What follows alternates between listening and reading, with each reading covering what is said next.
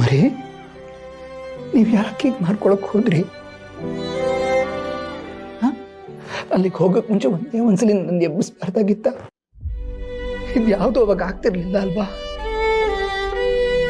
ನೋಡಿ,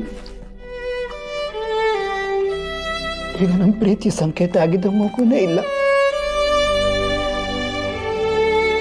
ಈ ವಿಷಯನ ನನಗೆ ಅರ್ಗಿಸ್ಕೊಳಕ್ಕಾಗ್ತಿಲ್ಲ. ಇನ್ನು ನೀವು ಹೇಗೆ ಅರ್ಗಿಸ್ಕೊತೀರಿ?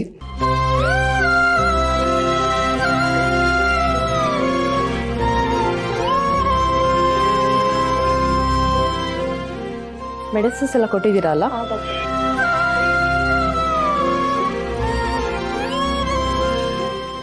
ಜಯಂತ್ ಅವರೇ, ನಾನು ನಿನ್ನೆನೆ ನಿಮ್ಗೆ ಹೇಳಿದ್ದೆ ಅಲ್ವಾ,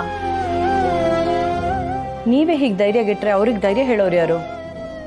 ಏನ್ ಮಾಡ್ಬೇಕು ಅಂತಾನೆ ತೋಚ್ತಾ ಇಲ್ಲ ಡಾಕ್ಟ್ರೆ. ಇವರು ಕನ್ಸೀವ್ ಆಗಿದ್ದ ಟೈಮ್ನಿಂದ ನಾನು ಇವ್ರನ್ನ ತುಂಬಾ ಜೋಪಾನವಾಗಿ ಮುತುವರ್ಜಿ ವಹಿಸಿ ನೋಡ್ಕೊತಾ ಇದ್ದೆ ಡಾಕ್ಟ್ರೆ. ಆದ್ರೂ ಇದೆಲ್ಲ ಆಯ್ತು ಅಂತ ನನಗೆ ಅರ್ಥನೇ ಆಗ್ತಾ ಇಲ್ಲ, ನಂಬಕ್ಕೂ ಆಗ್ತಾ ಇಲ್ಲ. ನೀವು ಅವ್ರನ್ನ ಎಷ್ಟು ಚೆನ್ನಾಗಿ ನೋಡ್ಕೋತಿದ್ರಿ ಅಂತ ನನಗೆ ಗೊತ್ತಿಲ್ವಾ?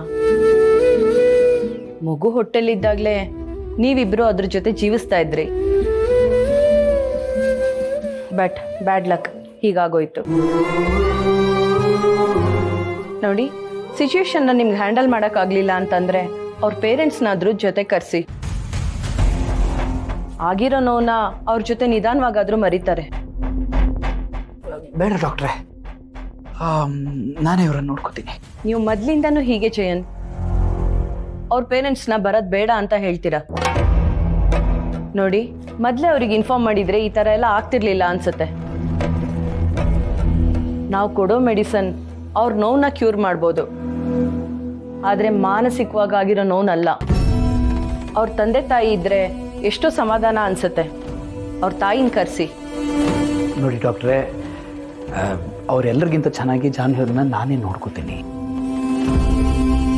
ಅದು ಅಲ್ಲದೆ ಚಿನ್ನು ಮರಿಗೆ ನನ್ನ ಜೊತೆ ಇದ್ರೇ ಖುಷಿ. ಸೊ ಬೇಡ. ನೋಡಿ, ತಂದೆ ತಾಯಿ ಜೊತೆಗಿದ್ರೆ ಒಳ್ಳೇದು ಅಂತ ನನ್ನ ಅಭಿಪ್ರಾಯ. ಇಲ್ಲ ಅಂದರೆ ಅವ್ರ ಮಾನಸಿಕ ನೋವಿಂದ ಬೇರೆ ಏನಾದರೂ ಪ್ರಾಬ್ಲಮ್ ಆಗ್ಬೋದು. ಹೇಳೋದು ಹೇಳಿದ್ದೀನಿ, ಇನ್ನು ನಿಮ್ಮಿಷ್ಟ, ಯೋಚನೆ ಮಾಡಿ. ಬನ್ನಿ ನರ್ಸ್.